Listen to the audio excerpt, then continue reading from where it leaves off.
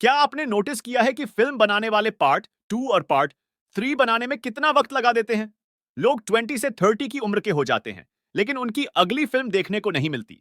उधर web series वाले हर साल नया सीजन ले आते हैं, और इसी तरह क्रिमिनल जस्टिस का सीजन 4 कब आ गया किसी को पता भी नहीं चला।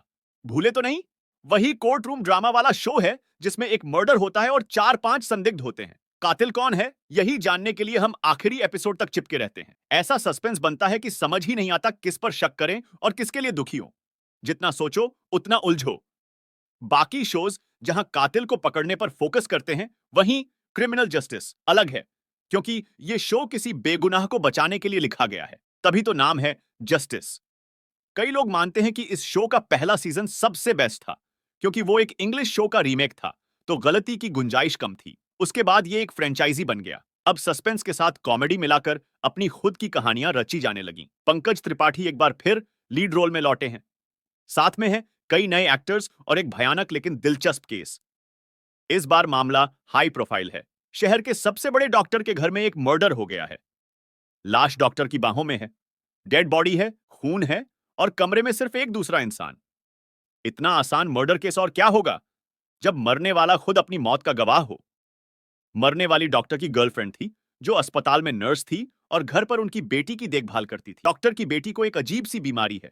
वो किसी की आंखों में आंखें नहीं डाल पाती और सिर्फ 3-4 लोगों पर ही भरोसा करती है। ये लड़की शायद इस कहानी की चाबी है। फिलहाल गले पर कुछ आर पार हुआ है, जिससे काफी खून बहा है।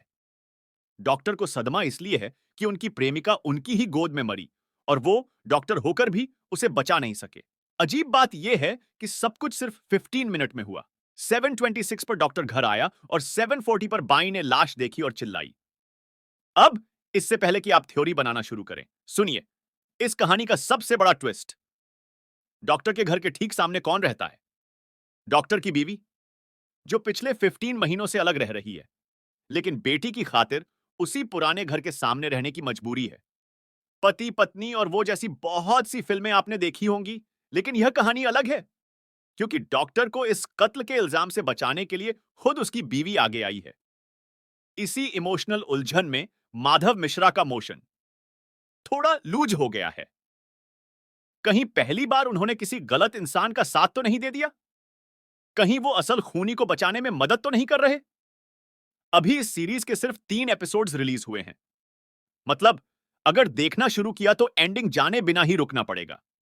जिसका भी ये आइडिया था, वो वाकई ढेंचू ढेंचू निकला। अगर हॉटस्टार को अपने शोज को बचाना है, तो सबसे पहले उस इंसान को ऑफिस से बाहर करना पड़ेगा, क्योंकि शो में शानदार सस्पेंस बन रहा था। मर्डर केस धीरे धीरे फैमिली ड्रामा बनता जा रहा था। कोर्ट में आमना सामना होने ही वाला था, और एपिसोड खत्म। अब हर हफ्ते एक एक करके एपिसोड्स आएंगे, और जुलाई तक जाकर हमें क्लाइमेक्स मिलेगा। मैं जबरदस्ती तो नहीं कह सकती कि अभी देखो, क्योंकि शो अभी अधूरा है। जब सारे एपिसोड्स आ जाएं तब एक साथ बिंज वॉच कर लो। लेकिन अगर आप खुद को रोक नहीं पा रहे, तो उसकी वजह है पंकज त्रिपाठी। कमाल का काम किया है। उन्हें देखने का मौका कम मिलता है, लेकिन ऐसा काम कोई नहीं करता। बाकी एक्टर्स ठीक ठाक हैं, किसी के किरदार पर शक होता है, किसी का चेहरा एकदम ब्लैंक, ना हीरो लगते हैं ना विलेन। अब देखना यह है कि यह कहानी हमारा दिमाग टेस्ट करती है या फिर एक नॉर्मल सी टीवी सीरियल जैसी बनकर रह जाती है। वो तो 1 महीने बाद ही पता चलेगा। फिलहाल अगर टाइम है तो 2 घंटे में तीनों एपिसोड देख डालो। शो खराब नहीं है, लेकिन अधूरा है, इसीलिए अधूरा सा लगेगा।